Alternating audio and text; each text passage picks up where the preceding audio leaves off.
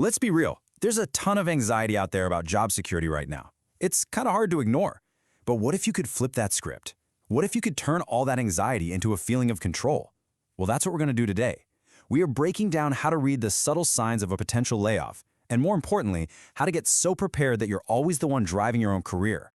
I want you to just let this number sink in for a minute. 89%. That means nearly 9 out of every 10 employees who get laid off are completely and totally blindsided.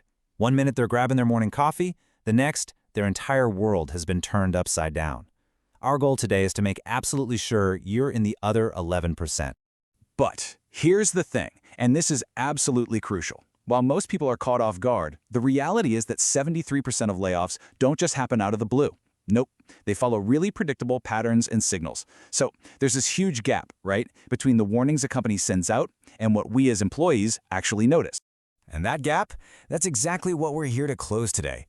We're going to give you the toolkit you need to finally read those signs, to build a solid financial shield around yourself, to get your next career move ready to go, and maybe even reframe this whole experience into something positive. Okay, so first things first, we've got to understand the world we're living in right now. The job market is, well, it's tricky. Economists are calling it a low hire, more fire dynamic. Seeing the signs is one thing, but acting on them, that's where the power is. And the single most powerful move you can make is to build your financial shield. This is your runway. It's what gives you options, breathing room, and it dials down the stress from a 10 to maybe a 2. Look, I get it. The idea of a 6 to 12-month emergency fund sounds impossible, right? But let's just break it down into 4 simple steps. 1, figure out your bare bones budget. This isn't your fun budget. This is the absolute rock bottom minimum you need to live on each month. It can get very expensive very fast. The other path is the ACA marketplace. This is where you can shop for a brand new plan, and you can often get subsidies that make it way cheaper. The trade-off is you'll likely have to switch doctors and networks. Now listen closely, because this is probably the biggest financial mistake you can make. When you're feeling desperate for cash, it is so tempting to cash out your 401k.